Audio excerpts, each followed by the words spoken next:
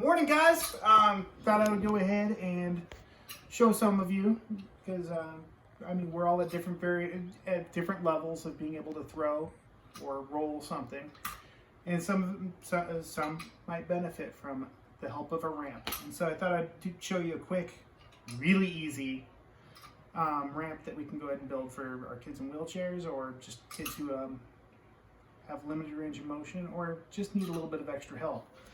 What I have here is a long box.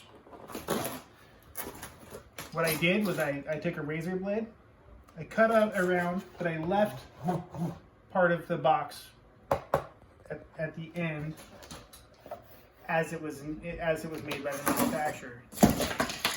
Because by doing that, I've got a pretty rigid structure. The box will be pretty great for using different pieces of equipment. Here we got the traditional, well, not a traditional ball, but any ball would do. I think you can go ahead and aim your ball using the ramp. And this is ideal, because I mean, honestly, the objective of just about every lesson I have is independence. So as independently as we can, we try to direct where the heck this ball is supposed to go. And in this case, I wanted to hit some bowling pins. I throw it, I hit it, I hit one, we cheer, we go, yeah! And we go ahead and have somebody go get that ball, preferably the student themselves, come on back, do it again. And regular bowling traditionally is 2 frames.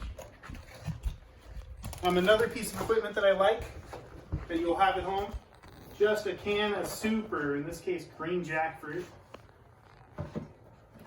Use it exactly like the ball on the ramp. You hold it, you release it, and I missed. We do that, and honestly, best games are back and forth, not just sort of one person. And as you can see, that's hard for everybody. Well, actually, I can show you one more thing. We just built some bean bags. Here's my bean bags. This doesn't involve the ramp, but I do have my bowling pins. I'm swinging and I'm throwing, and I hit 2. We can also do that. That's how to build a ramp and do a little bit of bowling that we can do right here inside. Thank you.